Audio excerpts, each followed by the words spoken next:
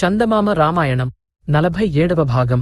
జాంబవంతుడు ప్రేరేపించగా హనుమంతుడు వాయువేగంతో ఆకాశమార్గాన హిమాలయ పర్వతాలకు పోయి అక్కడ ఉన్న మంచు శిఖరాలు, గుహలు, గొప్ప క్షేత్రాలైన బ్రహ్మకోశము, కైలాసము, బ్రహ్మకపాలము, కుబేర స్థానము, పాతాళ రంధ్రము, కాంచన శృంగము, రాత్రులు కూడా ప్రకాశించే సర్వౌషధి పర్వతము చూస్తూ సర్వౌషధి పర్వతం పైన దిగి ఓషధుల కోసం వెదకసాగాడు.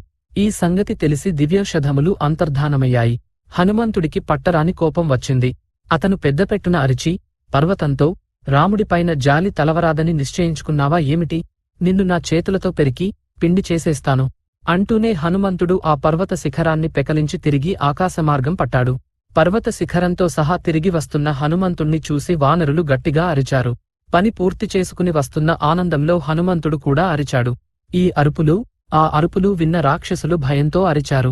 హనుమంతుడు ఓషధి పర్వతంతో సహా త్రికూట పర్వతం మీద వానరసేన మధ్య వాలి ప్రముఖ వానరులకు నమస్కారాలు చేసి విభీషణుణ్ణి కౌగిలించుకున్నాడు. రామలక్ష్మణులు, ఇతర వానరవీరులు దివ్యౌషధుల వాసనకు బాణాల బాధ పోగొట్టుకున్నారు. యుద్ధంలో చచ్చిపోయిన వానరులు సైతం దివ్యౌషధాల గాలి సోకగానే నిద్రలేచిన వారిలాగా లేచి కూర్చున్నారు. వానరులు యుద్ధంలో చనిపోయిన రాక్షసులనందరినీ సముద్రంలో పడవేశారు. హనుమంతుడు ఓషధి పర్వత శిఖరాన్ని తీసుకుపోయి యథాస్థానంలో ఉంచి తిరిగి వచ్చాడు. అప్పుడు సుగ్రీవుడు హనుమంతుడితో, తమ్ముడైన కుంభకర్ణుడు, కొడుకులు చచ్చారు కనుక ఇప్పుడు రావణుడు యుద్ధానికి రాడు. మనలో బలవేగాలు గల వానరులు ఈ రాత్రి దివిటీలు తీసుకుని వెళ్లి లంకపై పడాలి అన్నాడు. సూర్యాస్తమయమై భయంకరమైన రాత్రి రాగానే వానరవీరులు దివిటీలు పట్టుకుని లంకకేసి వెళ్లారు. వారి దాటికి బెదిరి నగర ద్వార రక్షకులైన రాక్షసులు పారిపోయారు.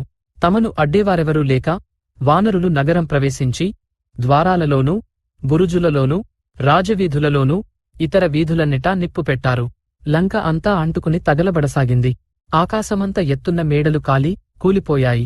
ఇళ్లతో పాటు విలువగల వస్తువులు, వస్త్రాలు, శాలువలు, రత్నకంబళాలు, నగలు, ఆయుధాలు, కవచాలు సమస్తమూ తగలబడిపోయాయి. అనేకమంది రాక్షసులు కాలిపోయారు. గుర్రాలు, ఏనుగులు కట్లు తెంచుకుని భీభత్సంగా పరిగెత్తాయి. తగలబడిపోతున్న లంకానగరం సముద్రంలో ప్రతిబింబించి సముద్రం కూడా ఎర్రగా కనబడింది.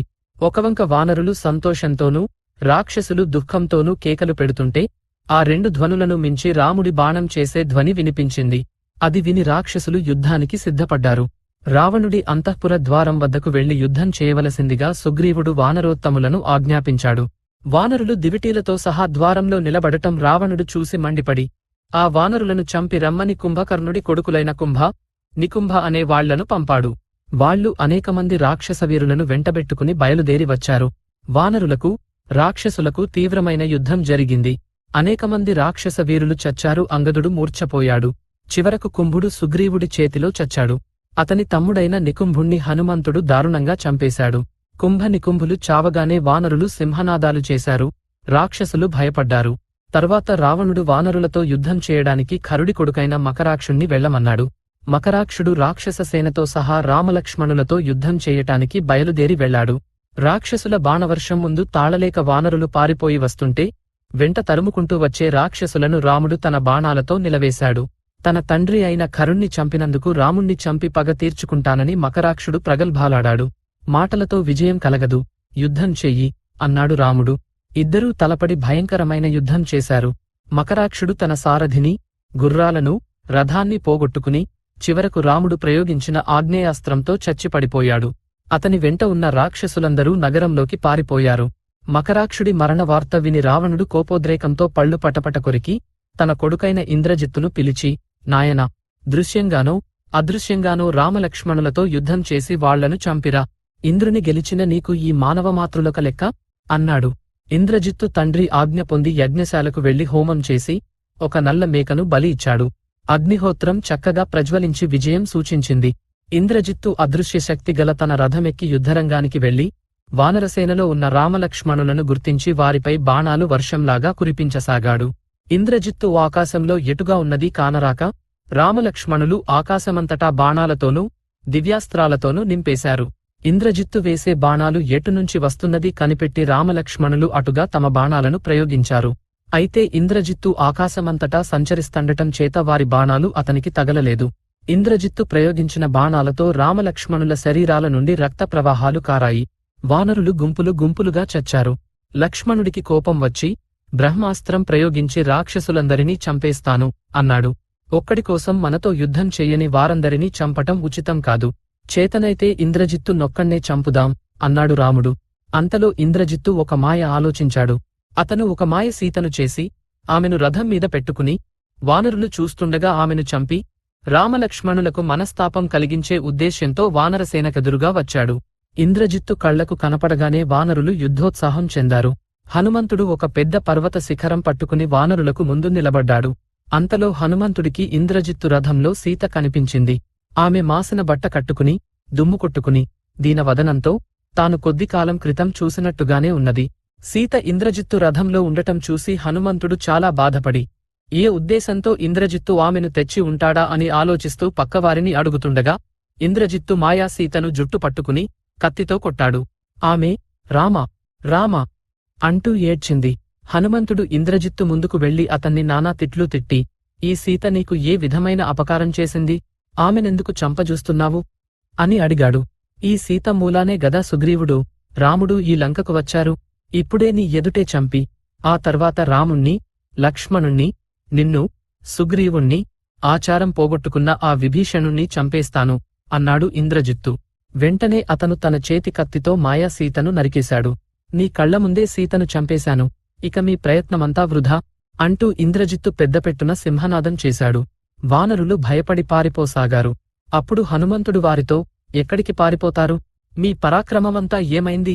నేను ముందు నడుస్తాను, నా వెంట రండి అని అందరినీ యుద్ధోన్ముఖులను చేశాడు. అందరూ కలిసి రాక్షస సేనపై పడి చంపనారంభించారు. హనుమంతుడు ఒకవైపు దుఃఖంతోనూ మరొకవైపు కోపంతోనూ తపించిపోతూ ఇంద్రజిత్తు పైన ఒక పెద్ద శిల విసిరాడు. కాని అది అతనికి తగలలేదు. అయినా వానరులు హనుమంతుడి చర్యతో ఉత్సాహం తెచ్చుకుని రాక్షస సైన్యాన్ని మట్టుబెట్టసాగారు. హనుమంతుడు తోటి వానరులతో మనం ఏ సీత కోసం వచ్చామో, ఎవరికోసం ప్రాణాలు ఒడ్డి యుద్ధం చేస్తున్నామో ఆ సీత కాస్తా చంపబడింది. ఇంద్రజిత్తు సీతను చంపాడన్న వార్త రాముడికి సుగ్రీవుడికి చెప్పి వారేంచేయమంటే అది చేద్దాం అన్నాడు. వానరులు వెనక్కు తిరిగి వెళ్లిపోయారు. వానరులు వెళ్లిపోవడం చూసి ఇంద్రజిత్తు హోమం చేయటం కోసం నికుంభిల చైత్యానికి వెళ్లాడు. ఈ లోపల రాముడికి పశ్చిమ ద్వారం నుంచి యుద్ధ కోలాహలం వినిపించింది. అతను జాంబవంతుడితో మన హనుమంతుడు రాక్షసులతో పెద్ద ఎత్తున యుద్ధం చేస్తున్నట్టున్నది, అతనికి సహాయంగా వెళ్ళు అన్నాడు. జాంబవంతుడు పశ్చిమ ద్వారం దిక్కుగా వెళుతుంటే దారిలో హనుమంతుడు ఇతర వానరవీరులు ఎదురుగా రావటం చూశాడు. హనుమంతుడు యుద్ధ రంగానికి బయలుదేరిన భల్లూకసేనను వెనక్కి మళ్లమని చెప్పి రాముడున్న చోటికి వెళ్లి తన ఎదుటనే ఇంద్రజిత్తు సీతను చంపేసినట్టు చెప్పాడు. ఈ మాట వింటూనే రాముడు మొదలు నరికిన చెట్టులాగా పడిపోయాడు. దూరదూరంగా ఉన్న వానరులందరూ పరిగెత్తుకొచ్చారు. రాముడి ముఖాన నీరు చల్లారు. లక్ష్మణుడు రాముణ్ణి ఓదార్చాడు. రాముడు లక్ష్మణుడి తొడపై తలపెట్టుకుని ఎంతో దుఃఖించాడు. అంతలో అక్కడికి విభీషణుడు తన నలుగురు మంత్రులతో వచ్చి అందరూ విచారంగా ఉన్నట్టున్నారు, ఏమిటి కారణం అని అడిగాడు.